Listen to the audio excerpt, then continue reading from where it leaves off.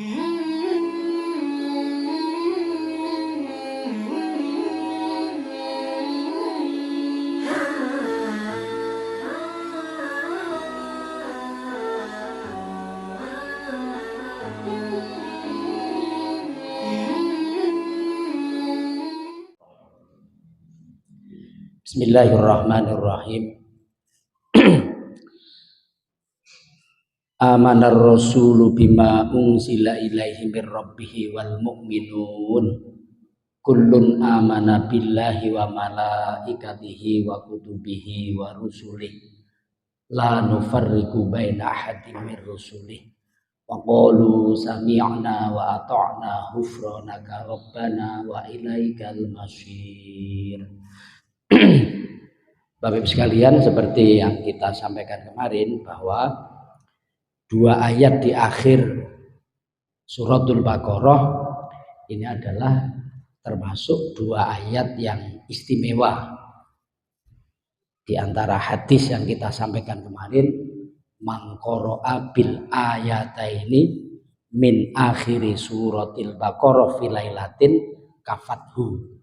Hadis ini diriwayatkan oleh Imam Bukhari Muslim, jadi muttafaqun alaih. Jadi barang siapa yang membaca dua ayat terakhir dari surat Baqarah, ayat 285 yang barusan kita baca, kemudian 286 sampai fangsurna alal qaumil kafirin, pada suatu malam maka oleh Allah akan dicukupi. Dicukupi dari apa? Dicukupi dari kebutuhan. Dicukupi untuk tidak ada orang yang menyakiti. Jadi tidak ada orang nyantet nendang. Ini di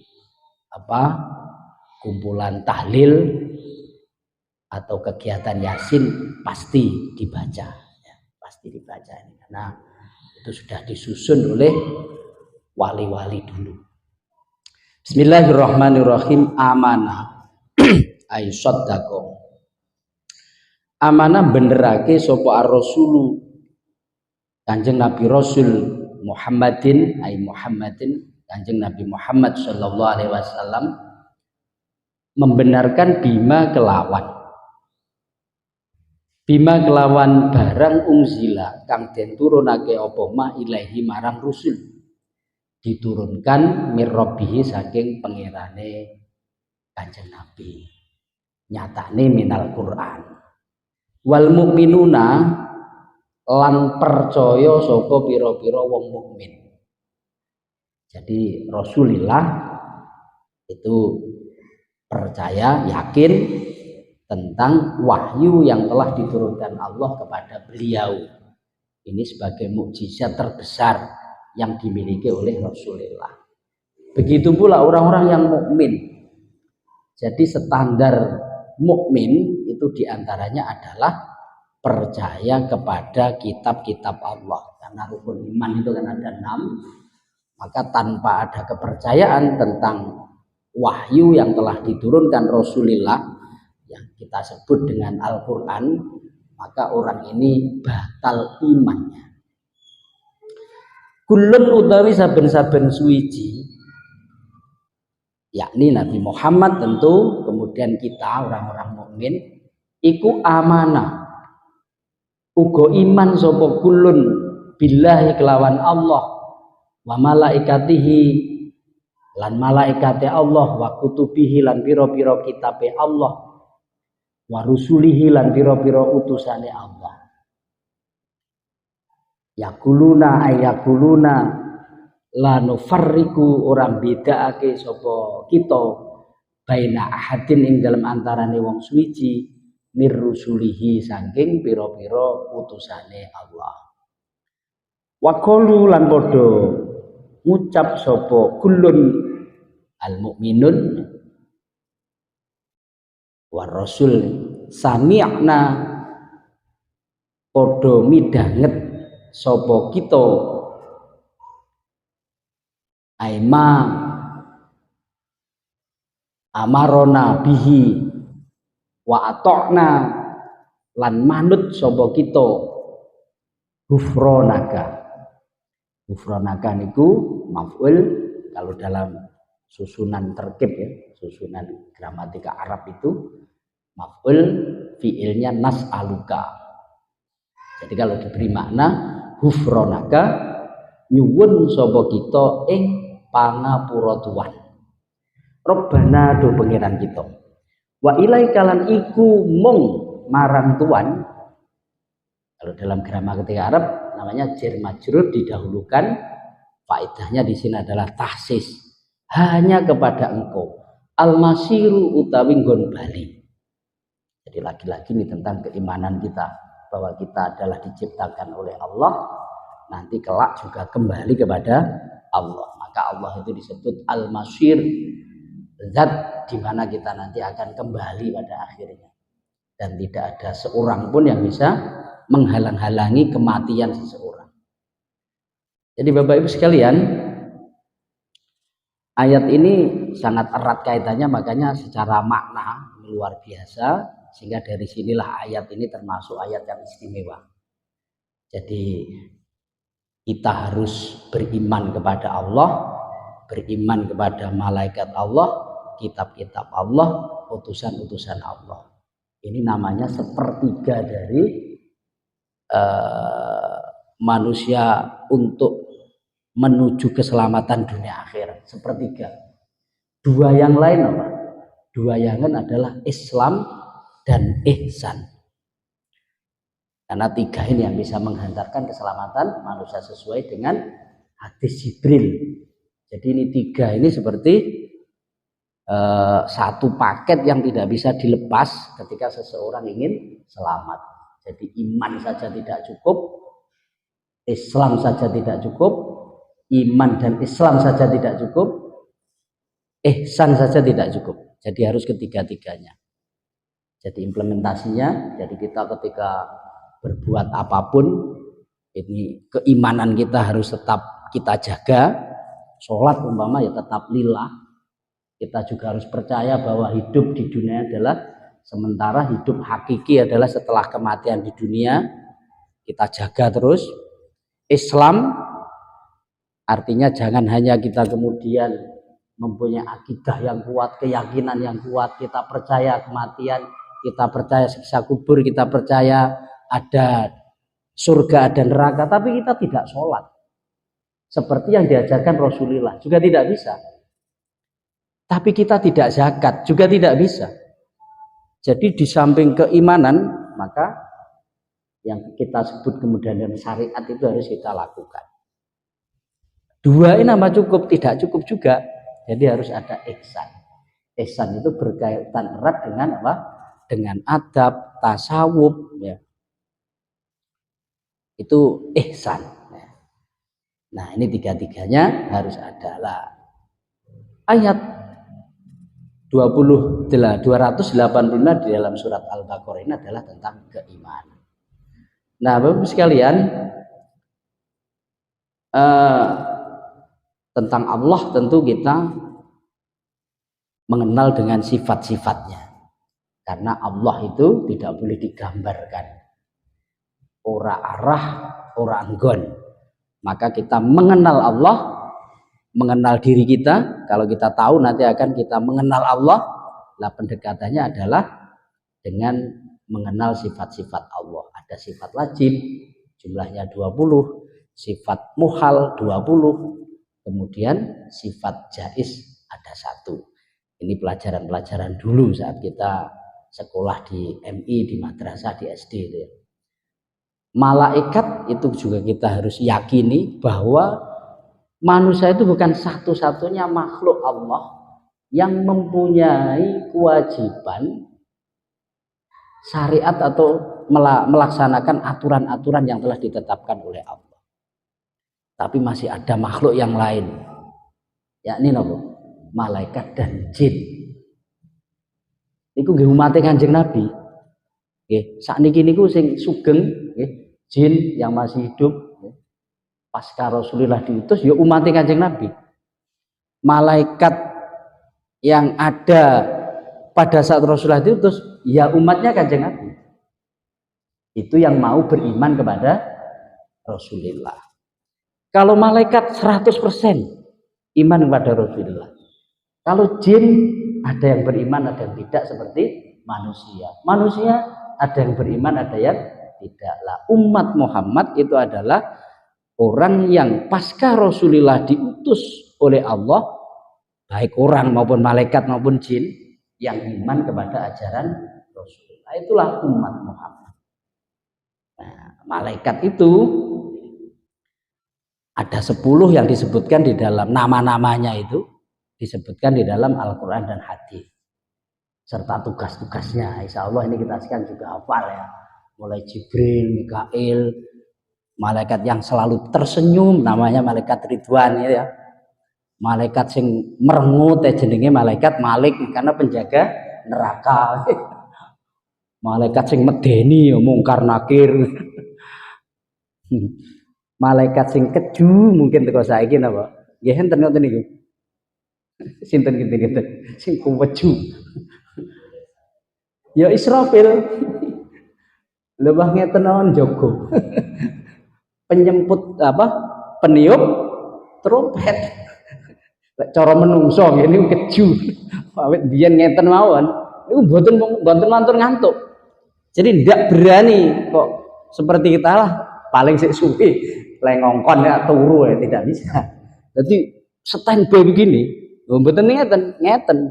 Jadi wayah-wayah niku ada perintah di trompet. Maka hari kiamat tiba. Itu Israfil.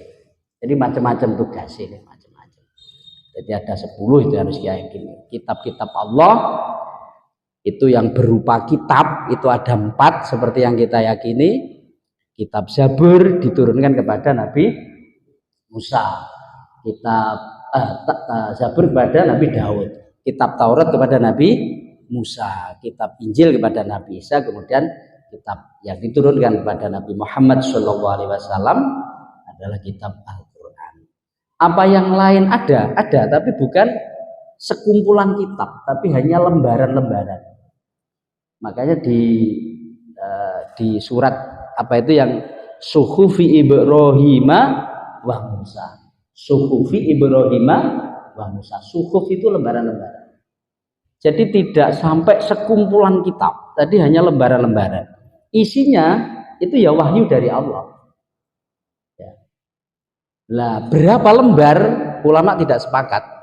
Jadi ada yang mengatakan semisal Mbah Nabi Ibrahim itu ada yang mengatakan 20 lembar. Ada yang mengatakan 30 lembar. Nabi Sis itu di luar Nabi 25. Tapi Nabi Sis ini juga menerima suhuf juga. Artinya wahyu yang ditulis di dalam lembaran-lembaran. Nabi Musa itu ada yang mengatakan 10 lembar. Ada yang mengatakan 30, ada yang mengatakan 20. Jadi ini tidak sepakat. Jadi ulama tidak sepakat di dalam memberikan informasi berapa lembar sih suhufnya para nabi-nabi yang pernah menerima wahyu kemudian ditulis di dalam lembaran-lembaran. Isinya itu ya tentang syariat pada zamannya. Kalau suhuf Ibrahim itu rata-rata wejangan-wejangan dan tidak ada satupun yang mukhalafah. Urusan akhlak adab itu tidak ada satupun yang mukhalafah. Mukhalafah itu bertolak belakang dengan ajaran Rasulullah. Di sana ya tentang kejujuran, tentang motivasi hidup, tentang macam-macam ya. Jadi itu yang banyak di dalam Suhufi Ibrahim. Lah kita sebagai umat Islam gitu ya, ciri-ciri orang yang cinta kepada kitabnya itu kan di samping membaca kan tahu profilnya. Tapi ya tidak semua orang Islam itu tahu profilnya. Ini yang harus kemudian kita coba mempelajari ya, mempelajari, mengingat-ingat gitu. Karena kalau tidak kenal ya tidak sayang kan gitu ya. Tidak kenal maka tidak sayang. Maka Al-Quran itu paling tidak profilnya awake dhewe niku ngerti. Oh bahwa kitab Al-Quran itu terdiri dari 30 juz. Terdiri dari 60 hizib. Hisib itu ha za ba. Hizbun. Kalau pakai sin itu kecukupan. Kalau hizb pakai za, hizb itu artinya separuh juz. Makanya dalam 30 juz itu ada 60 hizib. Lah di pinggirnya itu biasanya ada ha za ba. Itu profil ya. Kemudian ada 30 dibagi 4 berapa? 30 kali 4 berapa? 120 ya. Itu namanya rubuk. Jadi satu juz itu ada rubuk namanya. Rubuk itu dari bahasa Arab seperempat. Lah biasanya di dalam Al-Qur'an itu nanti kalau sudah seperempat itu ada tulisan di pinggirnya setengah hizbu gitu. Lah kalau hizib itu setengah juz, berarti kalau setengahnya kan seperempat juz. Makanya nanti di tengah-tengah hizib itu ada setengah hizib. Nanti berikutnya ada 3/4 hizib begitu. Itu ciri-cirinya. Lah untuk apa Bapak Ibu sekalian? Untuk mempermudah kita kalau kita itu telaten deres Quran. Jadi biar enak. Kalau sak juz itu kan kuwatah nggih. Kuwatah. Paling boten sedoso halaman ya. Macam-macam cetakan. Lho niku kan nggih terlalu banyak, mungkin begitu. Nah, biar mudah maka diparuh, namanya hizib, separuh juz. Terlalu banyak, maka kemudian 1/4 juz, namanya rubuk. Rubuk 1/4 juz. Ya, tandanya seperti itu. Itu profil. Berapa ayat? Nah, ini kita juga harus tahu juga profilnya. Berapa? Yang masyhur 6.666 ayat. Berapa surat itu? 114. Itu kan profil loh sekalian. Awak dhewe niku lek arep kenal wong kan nggih. Profile dhisik arep rabi, arep anu nggih. Oh ya anak sapa, umure pira gitu ya. Pendidikan latar pendidikannya di mana dan seterusnya. Maka karena kaidahnya adalah tidak kenal tidak sayang, maka mungkin ya pendekatan-pendekatan seperti ini, profil paling tidak kita tahu. Diturunkan selama 2 tahun, 22 tahun, 22 bulan, 22 hari, kan mudah ingatnya itu. 22. Nah, itu profil dari kitab Al-Qur'anul Karim. La nufarriqu baina ahadin mir rusulih. Jadi kita tidak membeda-bedakan di antara utusan-utusan Allah.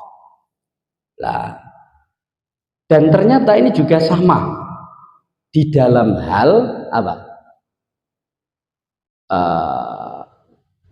Sebagian gitu ya, sebagian manusia pada masanya ini sama. Ada yang beriman, ada yang tidak. Itu mulai Nabi Adam.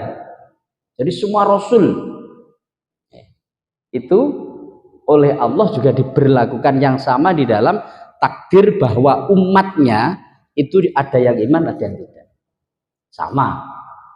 Oke. Mulai Mbah Nabi Adam sampai Kanjeng Nabi Muhammad sallallahu alaihi wasallam. Jadi enek sing iman, enek sing ora. Karena yang tidak ini sebagai ujian bagi para rasul, tantangan bagi para rasul. Wa qalu sami'na wa ata'na, dan kita harus berjanji tentang apa saja yang diperintahkan oleh Allah. Kalau kita mengaku bahwa kita adalah orang mukmin, itu harus sami'na wa ata'na. Jadi taat terhadap perintah Allah. Ini jadi sebagai apa? Bukti bahwa kita adalah iman kepada Allah dan iman kepada rukun-rukun iman yang lain. Ukurannya adalah manut. Mergo wong niku lek mboten manut, ya niku jenenge mboten cinta, mboten percaya. Manut. Ghufranaka rabbana wa ilaikal masyir. Nah, dari ayat ini Bapak sekalian, iki para sahabat pada saat itu niku gersah. Wah, ya nopo ya iki wong Orang beriman itu ternyata harus sami'na wa ata'na. Apapun yang diperintahkan oleh Allah itu harus dijalankan. Betapa beratnya ini. Nah, jadi gersah. Makanya di sini walamma nuzilatil ayatu qablaha, ini sebelum ayat yang akan kita baca, syakal mu'minun minal waswasah wa syakku alaihim al muhasabah biha. Ya opo iki? Aku kadang ya kuat, kadang ora iki kok berat menyematkan status mukmin pada seseorang. Kok harus sami'na wa ata'na. Lah aku pas loro ngono piye? Lah aku pas saras-sarasen ngono piye? Lah aku pas ndak kuat ngono piye? Nah, ini jadi ada rasa was-was dan kekhawatiran dari para sahabat. Nah, kemudian ini dijawab oleh Allah dengan ayat berikutnya. La yukallifullahu nafsan illa wus'aha. Laha ma kasabat wa 'alaiha maktasabat. Ini ya. Wis aja samar, la yukallifu, ora bakal merdi niku nuntut sapa Allah Gusti Allah nafsan ing awak-awan suwiji ning awake dhewe niku. Illa wus'aha, angin ing sakuwate nafsan. Oh, ini penting nih. Jadi gersah opo loro anu wong kon haji wong anu wong kon zakat wong kon lek gak kuat ngono piye? Kok kabeh kon sami'na wa ata'na. Maka dijawab oleh wahyu berikutnya nih. Wis gak sah gersah, gak sah khawatir, Allah tidak akan memaksakan hambanya di luar kemampuannya. Jadi lek gak mampu ya gak usah, betul. Jadi lek diperintah niku, lek gak mampu nggih mboten usah dilakoni. Sak kuwate mawon. Ngono iki jarane. Aja etok-etok ora kuat to nggih. Ini maksudnya gak kuat tenanan. Nah sing repot kan etok-etok mboten kuat. Lah niki repote. Makanya sholat umpama nggih, nyun sewu sholat. Niku betapa Allah memberi kemudahan-kemudahan. Tidak kuat berdiri dalam aturannya, boleh dengan duduk. Gak kuat duduk, dia boleh dengan tidur miring. Tidak kuat tidur miring, tidur telentang. Tidak kuat tidur terlentang, ya sak penake posisinya. Nanti rukun-rukun sholat itu digerakkan lewat kedua kelopak mata dengan isyarah. Kalau sudah tidak kuat mata untuk berisyarah, cukup arkanus sholat itu ijra' dilakukan di dalam hati. Kepepet gak iso anu, ya gak apa-apa ditinggal, engko diqodhoi sampai begitu. Karena di dalam fikih itu kalau ada penyelamatan ya, jadi ada orang yang perlu diselamatkan dan itu emergensi, itu darurat, maka jangan sholatnya, nulung wong dhisik. Sampai begitu. Ya nopo ya anakku kobongan ya mama gitu ya. Kobongan, awake dhewe masalah. Maka bisa digagalkan sholat itu, apalagi belum mulai. Mergo nyowo niki lho, nek kesempatan ini kelewat nih. Sholat mungkin kena di qadha, menyelamatkan orang yang tenggelam. Enek gempa nyelamane awake dhewe. Mulane enek pertanyaan, Gus. Ngeten niku enten gempa apa jamaah masjid banter. Niku nerus nih salate napa mlayu? Mlayu. Wajib mlayu. Nggih. Lek kober salat Siddatul Khauf diterusne tapi kaya gak mungkin. Seorang salat Siddatul Khauf itu salat dalam keadaan karena takut maka boleh sambil berjalan, berlari. Tapi kalau ini sudah tidak connect ya dibatalkan saja. Apa pertimbangannya? Menyelamatkan jiwa. Ini lebih penting daripada pada saat itu kita sholat yang sesungguhnya nanti masih ada waktu. Kalau habis ya bisa qadha. Makanya tenggempa nawane tentang video itu. Jadi ada seorang yang Ya, etok-etok bertahan. Mosok kanca-kancane bubar ya melok bubar. Ya, jadi ini penting. Jadi la yukallifu nafsan illa usaha. Penafsiran kedua Bapak sekalian, ini begini, ayat ini. Bukan kok kemudian maksud seperti yang kita sampaikan bahwa perintah itu kita jalankan semampunya, tapi bahwa ini penafsiran kedua ini, orang itu diberi cobaan oleh Allah tidak akan pernah melampaui kekuatannya. Nah, ini tafsir kedua ini. Jadi seseorang hamba itu, seorang mukmin itu tidak akan pernah diberi cobaan oleh Allah melebihi dari kadar kemampuannya untuk menerima cobaan itu. Nah, makanya ada bahasa itu tentang sakit ngomong. Enak wong loro ngene. Loro bener. Kuangker lho. Loromu kaya lorone wong sugih ae. Jadi ada istilah begitu. Jadi sekalian, ini kelihatannya nyata begitu. Makanya kok penyakit itu berat-berat, itu biasanya loh. Sing mengalami adalah orang-orang yang berduit.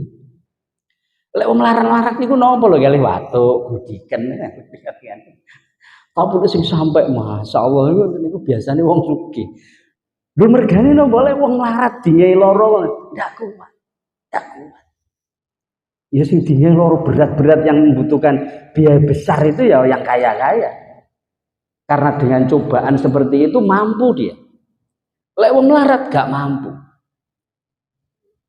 Mulane teng desa lak ngoten nggih. Dadi kok enek wong melarat wong biasa kok penyakitnya berat. Lenggo jelo iki seperti iki. Loh, penyakit wong sugih ya jadi. Insyaallah. Jadi ngoten niku. Itu la yukallifullahu nafsan illa usaha. Lah sehingga orang itu kalau diberi cobaan ya, bukan adab tapi cobaan. Kok merasa putus asa dan terusnya, berarti dia gagal. Karena sesungguhnya, karena dia tidak sabar. Jadi gagal untuk menjadi orang yang sabar. Karena tidak mungkin Allah memberi cobaan itu melebihi dari kadar kekuatannya. La yukallifullahu nafsan illa usaha. Tapi si taker. Oh Zahro ini mentali sakmene iki. Oh Zahro iki cara duit sakmene iki. Kok tak cobane ngene. Wis ditoto. Jadi tidak mungkin Allah memberi cobaan baik yang sifatnya saya harus mengeluarkan biaya, baik mental dan pikiran saya di dalam menerima melebihi dari kadar batas kemampuan saya. Ini awak itu kudu yakin gitu nih. Kok aku oleh cobaan, ini mesti iso nglewati. Maka dari sinilah kemudian wong niku putus asa gak oleh. Putus asa mergo oleh cobaan itu mboten oleh. Napa malih sampai melakukan tindakan-tindakan sing bunuh diri, sing mboten oleh. Mergo niku wau.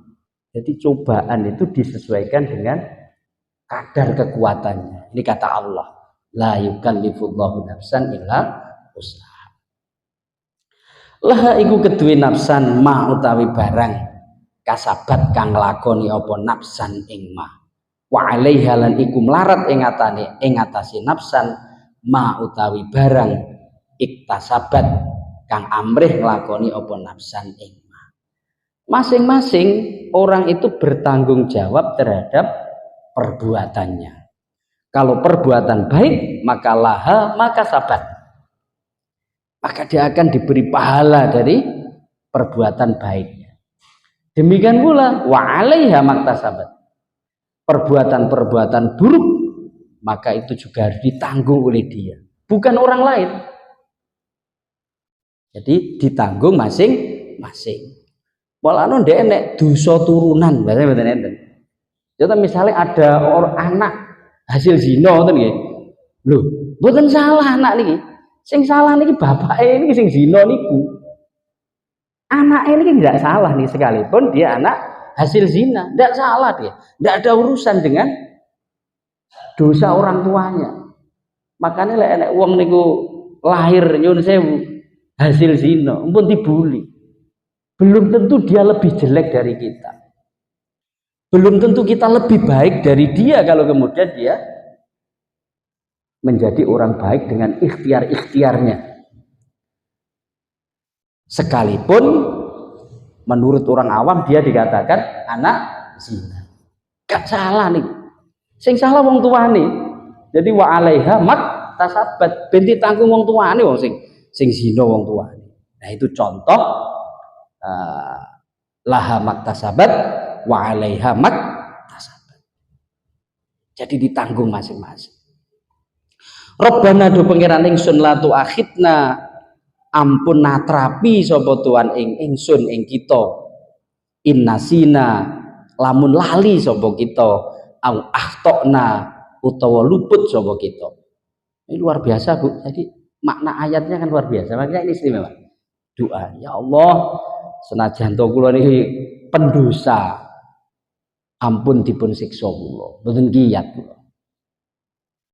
Lek kula pas lali, ampun ditulis kula niki nglakoni dosa. Lek kula niku pas khotok, ampun ngantos ditulis dosa gek jenengan siksa. Janganlah kami diberi siksaan jikalau kami ini lupa. Jangan kami disiksa, diberi sanksi jikalau kami berbuat salah. Khotok itu artinya tarok nasawab. Jadi la'an amdin. Jadi tidak sengaja meninggalkan sesuatu yang sesungguhnya wajib, atau tidak sengaja berbuat salah, tapi tidak sengaja. Itu namanya khotok. Lek nisyan itu lupa. Misalnya lali gak sholat, lali gak zakat, lali gak nyaur utang. Bukan ngelali ya, tapi lali. Rabbana do pangeran ingsun wala tahmil. Waktu ini pun telas, tapi ini kula telas nih. Ampun bebani sapa tuan alaina ing atase kita isron ing perkara kang abot, kama hamal tahu kaya oleh bebani sapa tuan ing isron alal ladzina ing atase wong akeh min qablina saking sadurunge kita. Niki dungane umat Muhammad ngoten niku. Ampun ngantos dibebani syariat-syariat sing abot, seperti halnya syariat yang berat yang dibebankan kepada umat-umat sebelum Muhammad. Sinten niku Bani Israil. Bani Israil niku para bapak sekalian, bila tobat itu ada yang harus bunuh diri. Kalau belum bunuh diri belum diterima. Kena najis, sesuatu kena najis harus digunting. Tidak cukup seperti kita dicuci, kan berat ini, ya. Wa ikhraji rubu'il mal, termasuk zakat niku mboten kok namung 2,5%, 10% seperti kita. Tapi berapa? 1/4.